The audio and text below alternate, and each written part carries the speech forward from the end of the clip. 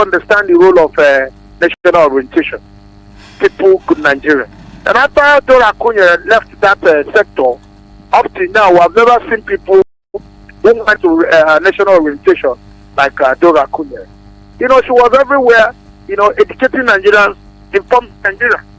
These people need a serious orientation. Anytime there's such a thing, people should debate. And if such thing happens, there should be quick emergency response by condoling the entire vicinity where this thing happened, so that they would not allow people to get access to that place. But nobody will come. Even when they call emergency number, sometimes it responds. Sometimes before they could come, the damages have done. So like when fire was burning in Massacre Market, I call National Fire Service here in Abuja. They know they came, but before they could come all the way from Abuja to Nasarawa, the damages are gone. But if such fire service, I don't know why a place like Karo, as developed as Karo local government, we not have a fire fighting equipment. That anytime there is fire outbreak there, the response always come from federal here. And before they could get to the scene of the incident, damages has already been done. I don't know. Last time the past administration bought about 4 tankers, but none was sighted in our location between that Karo local government. And even there is anyone there, not even functioning. So, and the sectors, these agencies cut budget every year. What are they doing with the budgeting allocation that have been given to them? I don't know how this 21st century things are not working. When you go to other clients, you will see emergency vehicles, ambulances almost at the major road because of any accident. What already exist here? And sometimes they report that people fight them, but they came at the wrong time. They never responded on time. All so right. people became angry. Then why are you coming? When they needed you guys are nowhere to be found. Right. All right. So Mr. you Sunday. blame the citizenry. You also blame the government for not doing the needful. All right. So that is the liberation. Okay, Thank you very much. Wow, he said blame the citizenry. And as you blame the citizenry, please blame the government too. So it seems as though we are stakeholders sharing the blame in this entire process. Is there really any difference? I mean, between the citizenry and the government, because every society gets the leadership it deserves, and at some point we are also leaders. We're a reflection of the leadership that we have. Hello, good morning. Hello, good morning. Yes. Good morning. What's your name and where you're Morning, UD. My name is Soso. So yeah. So Good morning. talk to us. Where are you calling from, though? Local Goma. Local Goma. All right. So talk to us. So, UD. Yes, please. I feel so sad when I watched the video, right? Oh, you did? You watched it? Yeah, I understand people said it's the lack of finance, lack of whatever you target, right? But let's also look at this angle. The figures mentioned, right? Not all of them they are going to scoop fuel. They could be passerby. There could be people who have shops around or anything, right? So you don't tag the whole people because okay, this happened, so people came to scoop fuel. That is what that happened to them. Right. There are innocent souls that happen to be victims of that circumstances. Now, most times I don't know, it's not becoming a trend. So what can't we adjust? What can the government look at this and say, okay, if this is happening all the time, right? What can we change this thing? Why don't we allow this to move only at night? Now, if you move on at night and you get to a point where by 6, 7 in the morning, you look for somewhere and park and wait till in the evening again. Now, the solution is that when the tanker full at night, right? Number one, the weather is not hot, right? And it won't get, there won't be any flame, right? And secondly, before people will get to know, that means it might be in the morning. And they must have barricade the place, get the necessary authority and know this thing, give a distance, right? Get yourself prepared before the daytime. So you have saved a lot of issues. Even while driving, there was a day I was using the ramp, driving on you see the most times they get stuck by the ramp and they decided they are descending or something. So it's not about whether it has a lot of side effects. So why can't the government say, okay, move at night? Once it's daytime, park, look for somewhere and park. We can make it happen. All right, thank you. So thank you. We can make it happen indeed, and we cannot do it, in silos. We work together as a team. Right? Appreciate that one though from you. I mean, Soso has really said quite a number of things. Very, very, very, very eye-opening things, if you like to put it that way. But then the part that really got me, Omar, will be the fact that, look, some of those who got the burns lost their lives were just passers by.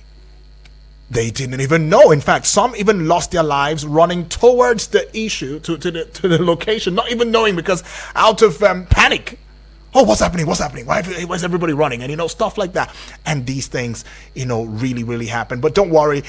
Keep your ears as well as your visuals glued on here. Get across social media platforms. Facebook at Eagles FM Abuja. YouTube at Eagles FM Abuja. Subscribe. Leave a comment. And we will indeed also get to inform you certain things that you should do, when you're faced with such crisis. But then let's go take this one here. Hello? Hello, good morning. Yes, good morning. Good morning, GB. My name is GB. GB. Oh, I'm waiting for you. Got that one. Okay. GB, where are you calling Good from? morning, GB. I'm calling from Bega. All right. All right. GB, talk to us. The issue of falling tanker and the tragedy that happened, the casualty and the rest. Let's break it down. Number one, bridge. People just, anywhere there is free money, where I can get free money, people want to rush in there, not manage the consequence, not manage the outcome, not look at the risk that's involved. That if I scope fuel of 400 times, 50,000 naira, and I lose my life, which one should I weigh? Weigh the options. So that greed, you may even look at the safety side, the loss of life, the danger ahead. Greed blind sometimes. People will not even look at what is it. What is the money? And that's what brought many to there. The other one is ignorance.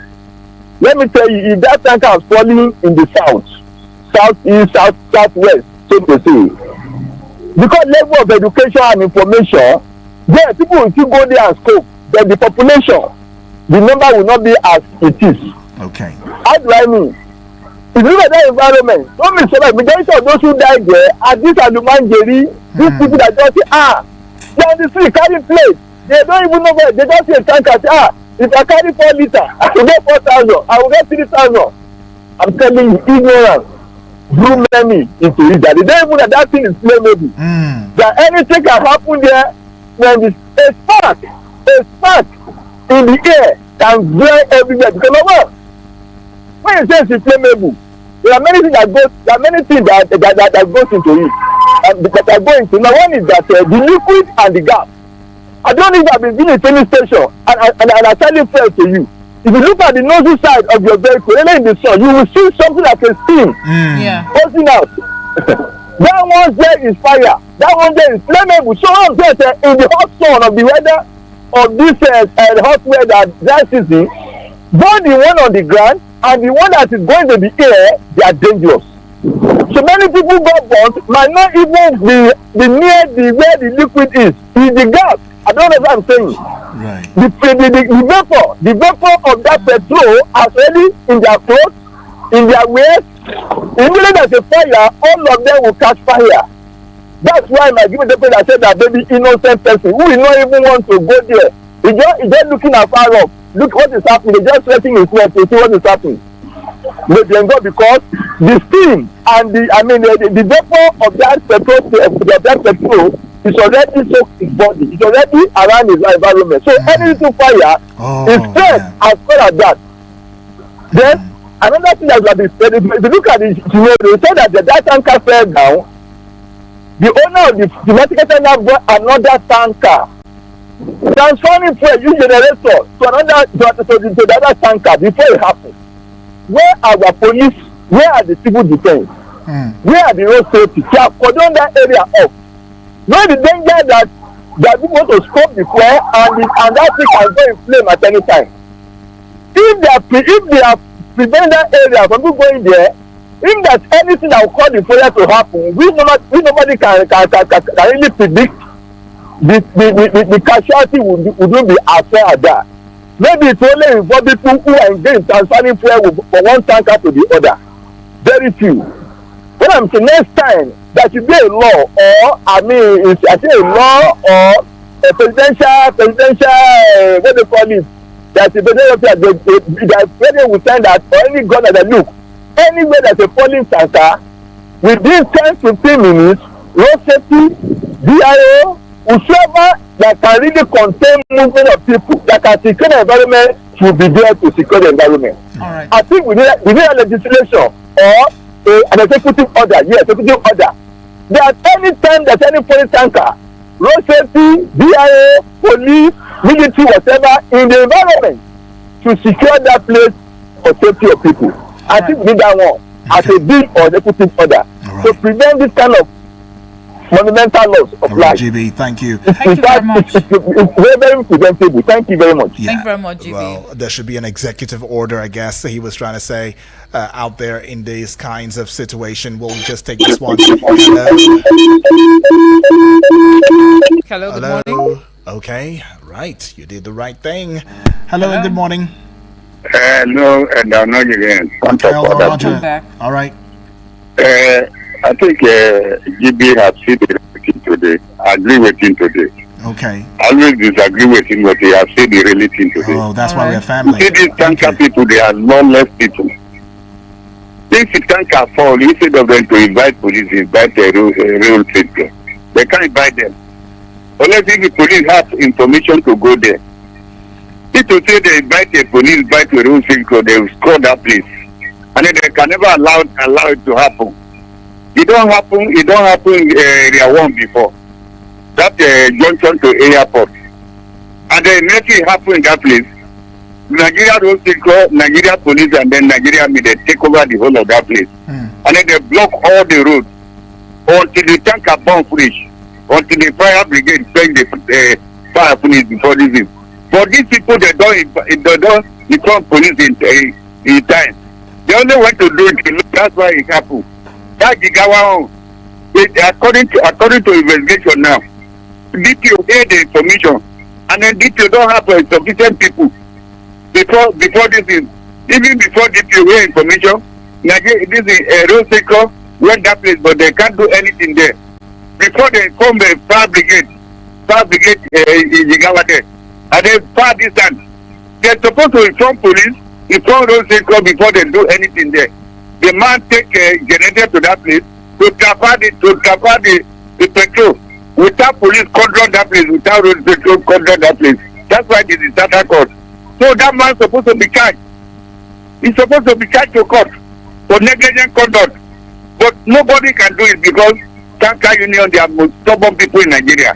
Thank you very much. God bless Nigeria. Thank you. Right. Thank you. Well, thank you. those who have Onoja. been really I keep calling stubborn. him Onoja. I don't know why. Okay, Onoja, right. Well, you've put out your voices right there. I mean, more calls still coming through, but let's go see the WhatsApp because we see a message from BB Blessing. So we'll just take it very quickly, and then we intimate you on some very important information that you should not miss for anything. All right, let's hear it from BB Blessing at this point in time. Right. This morning, this topic of this gas form of it, this attack away fair. First of all, maybe check the road where it's supposed to pass. Is it this attack away carry for supposed to pass road where people they stay or anything? Maybe we check that one first. Now, what we're supposed to do? I pity for people who they die yesterday because they like free something. If anybody die, you like free something to come and carry. That's what we are saying now. My name is BB Blessing. My person get that free. That thing where that thing happen, my money the person take buyer. You no play make carry people life. When by something happen, some people go carry rubber go fresher. Even though they never fresh ammo, you go still waste. The fresh ammo, you go still waste. Which one we go talk now? But if anything happen, may we learn how to quarrel with ourselves first. The first of all, they're not supposed to go there. And the first of all, if now the road the way the tanker pass is no good, may we sit here and make sure any road the way no good. All the people who don't do money to do the road, make sure they get there arrested. So that they know say one day their children will go pass them. Now we become man, we go still pass the road. Let me say the truth. The people when they go for the fair, I don't know whether I go quarrel with them. If they say dirty come, me they there, fine good. Dirty come, me they there, fine good. I remember when we did for our village, where they dig hole, where the bus stop, we go bush, go dig hole, we go enter inside hole, then they carry for the command with the crazy. But when one person announced to us say this thing, better go Jarons, we kaki. My omofe, my old dad, we don't know, I'm not going there again till now. They say, who there here, where there here. Any person will see what you go kill, I go see prevent. If that person down, I'm sorry, bye bye. All right, BB right there has given, our 2 cents on the issue. But yeah, let's just very quickly get into this one now. I mean, in cases of humanitarian crisis such as, the tanker explosion in Niger State, I mean, there should be some sort of role and attitude for you and I, very crucial. And these roles and attitude will determine the outcome and impact of the incident. I mean, it is essential to examine the appropriate response, to such incidents, especially when you're considering the potential consequences of, different actions. One of such cases will be the role and attitudes, the looting versus humanitarian response. Whether you like it or not, call it exploitation, call it whatever you want to call it, it's still looting. Right, that is looting, and it's an offense. Because it's not yours. It's not yours. You're looting it. And this looting is done in broad daylight, right, in plain sight. And then tomorrow we talk about living examples for the younger generation. When you're already showing the generation, in plain sight, that this is the way. Whenever a tanker falls, let's just rush out there and go and scoop. From the national cake, as some would want to put it. No, this is our opportunity. Well, some would say that maybe it's a social cake now. I don't know. Maybe it's not as big as a national cake, but then that is some very, that's something, right? Mm-hmm. And then you look at the loss of product business owner. I mean, Omoife, right. You had mentioned this part, right? Honestly. I mean, the livelihoods of those dependent on that business. You never know. Some of the queues that may be ongoing where you are at now might be as a result of that tankers failing. And the role of onlookers, including those who gathered to watch the scene, should prioritize providing support and assistance to those affected, rather than exploiting the situation for personal gain. I mean, you can play a crucial role in providing emotional support, volunteering, donating resources to support the recovery efforts and all of that. And you might also look at some other angles to it. The role of onlookers also covers those who are, how will I put it now? They are always in a hurry to bring out their phones. Whilst it's okay for you to share, eyewitness reports, with us, but for some people, they just go live on Facebook, on Instagram, on any of these apps, just to stream these, happenings live, just to get the views and the likes, and probably because their pages have been monetized. Mm-hmm. Come on. While doing that, don't you think it would also be appropriate for you, if you have the what's it called now, the numbers? I mean, the numbers of the road safety, the federal, the fire service, the police, or what have you, call on them immediately that there is an emergency. It will not even take 5 minutes of your time. Right. You can go back to your videos that you're streaming on Facebook or what have you. But some of these people, instead of rendering assistance or help almost immediately, they'll rather pick up their phones, capture the moment, and be saying, "Hey, sorry, save that one, and you're just there. You're just there, standing idle, doing nothing. As a matter of fact, basically doing nothing. I mean, right? If you've been talking about getting the information across to maybe media houses such as ours and all of that, which we encourage, and we also want to put it out there that for as many eyewitness reports that you are sending on here, we get to acknowledge you, right? Credit it to you too as well, because you're a family member, and that way your name is not lost and your effort is not also thrown under the bridge or under the carpet, right? 10 seconds video is, I don't know, I'm just saying, 10 seconds is okay, and then move away from that place. Very short videos. Go away from that place. Go away. Go away. For too long. If you know that when you're not assisting, right? That's the point. To save lives. That's the point. Involved. And then, what could be the causes of the explosion? I mean, quite a number of causes are there. But I'll let Omoife try to do some justice on that one. Well, hot surfaces. I mean, the caller already talked about, yes. The possibility of this tanker exploding, especially under the hot, in the hot sun. In the hot sun. Yeah. Hot surfaces such as engine components or exhaust systems, can ignite the fuel vapors if they come into contact with them. Now, we are not registering that these are the major causes or the reason why the tanker actually exploded. Right. But these are possible causes of these, tanker explosions that we've recorded, in recent times. And you talk about open flames, such as those from cigarettes, matches, or lighters, can ignite the fuel vapors and cause an explosion. One can be so carried away, even a smoker, in a bid to scoop fuel, and just go there without even being mindful that he is going to cause, more harm. All right, or even kind of like make the whole situation worse than it is. Yeah. All right, so it's very important for people to take note of these things. If you see someone smoking cigarettes close to a tanker that broke down on the road, you should even take to your off your shoes and run. No, please. Run. It's very important. Disappear if you can. Honestly. We also talk about human error. Human error such as overfilling the tanker or, failing to follow safety procedures can increase the risk of an explosion. Now, for heavy-duty trucks like that or tankers, carrying fuel or products like fuel or what have you, how many of them have fire extinguishers? Oh, that's one. Because it's very important for us to, acknowledge the place of the fire service, but you also have a role to play before fire service comes to your aid. Right. How many of our vehicles on our roads even have fire? I mean, last week Friday. How many are roadworthy? How many are roadworthy, and whose job it is? Is it to also scrutinize, these vehicles or these tankers to be sure that they have roadworthiness? I'm also talking about the human error. I mean, sometimes drivers of these trucks or heavy-duty vehicles, they can be very reckless. Of course, in a bid to intimidate other road users. Yeah. They can be reckless. Right. And then looking at the condition of, the vehicle in itself, is it wobbly? Is the tire all right? And then all of these checks is something that ordinarily we should have, us do for our, it's called maintenance, right? But then again, some would also want to throw the shades and the blame at, the respective agencies. What is your job to? And others are saying that, hey, the likes of the firefighting agency and all of that, the FRC should have day and night schedule, right? In other words, you should have those on morning shift, those at night shift, and all of that.